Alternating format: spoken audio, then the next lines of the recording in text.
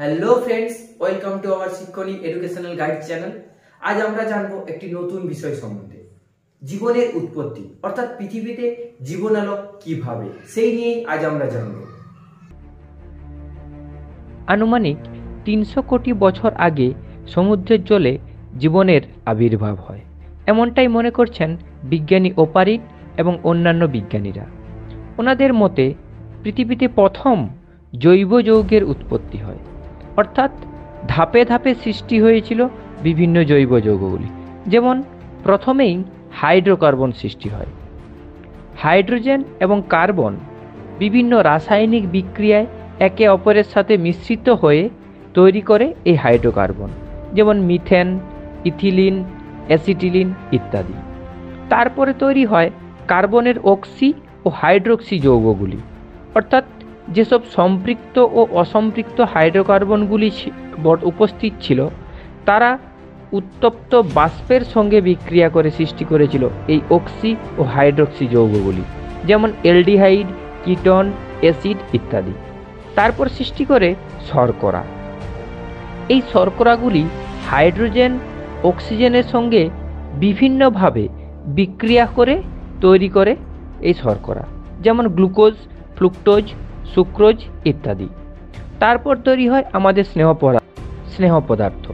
এই স্নেহ পদার্থগুলি তৈরি হয় অ্যালডিহাইড ও কিটোনের ঘনীভূত হওয়ার ফলে, অর্থাৎ ঘনীভূত হয়ে এরা একটি পলিমার রূপে গঠন করে এবং তারপর তাদের জারণ হয়ে তৈরি হয় ফ্যাটি অ্যাসিড, এবং সমুদ্রের জলে এই ফ্যাটি অ্যাসিড ও গ্লিসারল যুক্ত হয়ে তৈরি করে এই স্নেহ পদার্থ বা ফ্যাট।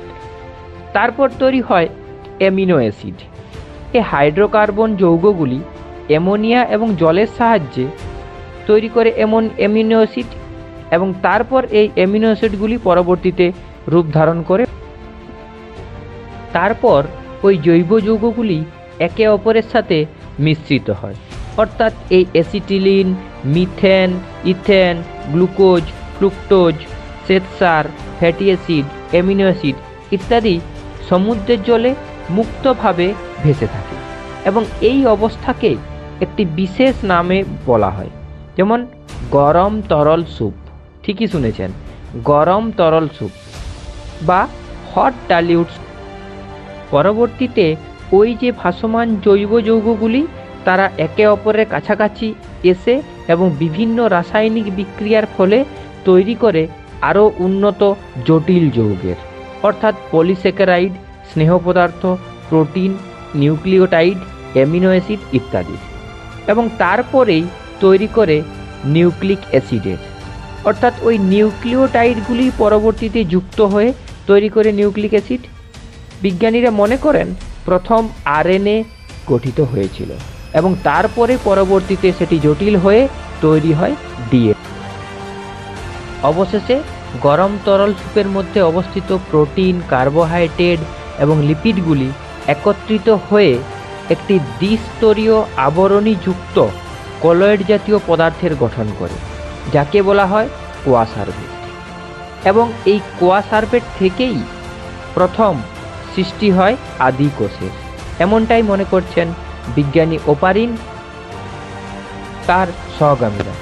এবং আরেক দল বিজ্ঞানী, যেমন বিজ্ঞানী ফক্স এবং তার সহকর্মীরা মনে করেন পৃথিবীতে আদি কোষের সৃষ্টি হয় মাইক্রোস্ফিয়ার থেকে, অর্থাৎ মাইক্রোস্ফিয়ার হলো অর্ধবেদ্য পর্দা বেষ্টিত এক ধরনের প্রোটিন নির্মিত কলয়েড জাতীয় গঠন, যেখান থেকেই প্রথম সৃষ্টি হয় আদি কোষের।